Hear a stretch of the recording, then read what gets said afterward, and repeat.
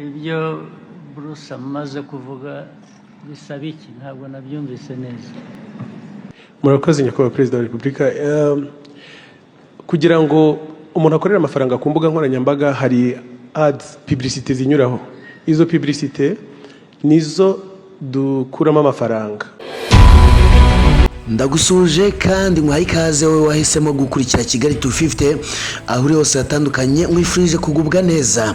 Amakuru y'imyidagaduro kuri uyu munsi turibanda ku bitaramo bya MTN Iwacu Muzika Festival cyane kandi tunibande ku bahanzi bakunzwe cyane n'abatari bake bitewe n'indirimbo zanyuze imitima y'abenshi na n'ubu kandi badahwema kubashimisha. Abo nabandi ni Itawacu Bruce wamume cyane nka Bruce Melody hamwe na Mugisha Benjamin wamume cyane nka Deben cyangwa se umwite Tiger B.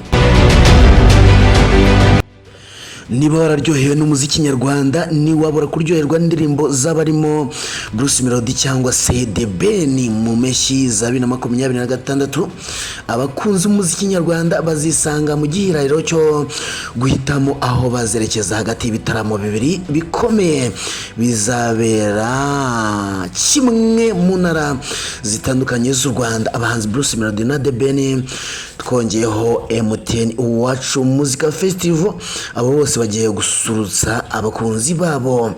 Ibitaramo bya Summer Country Tour byateguwe na Bruce Melody bizaba birimo ubwo Deben na Bruce Melody hamwe na MTN Iwacu Muzika Festival ku itariki 20 Kanama 2026. Ibitaramo bya MTN Iwacu Muzika Festival bizabera mu karere ka Huye kandi kuri uwo munsi Bruce Melody na Deben bazaba bari i Nyagatare mu gitaramo cya Summer Country Tour nkuko nabivuze cyateguwe na Bruce Melody bitewe nuko Bruce Melody nawe yatumiwe mu gitaramo yise New Year Groove.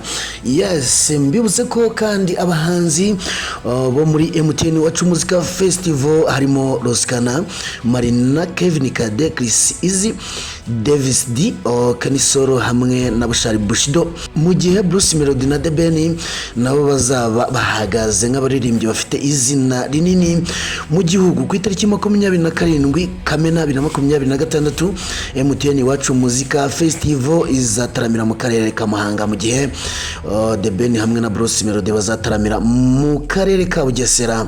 Naho ku itariki 4 Nyakanga 2026 MTN Iwacu Muzika Festival izataramira mu karere ka Karongi naho Deben na Bruce Melody bataramira i Rubavu. Yes, ibingibi rero ndabizi ko mubizi cyane kundusha. Mwebwe muratanga igitekerezo muri comment maze mumbwire semwe wowe uzajya hehe ko ibitaramo bigiye kuba byinshi muri uko kwezi kugiye kuza. Birakomeye cyane. Yes, ndagushimiye kuba wabanye nanjye ni Kigali 250. Ngewe ubusanzwe nitwahirwa Venuste cyangwa se umwitenero. Bye bye.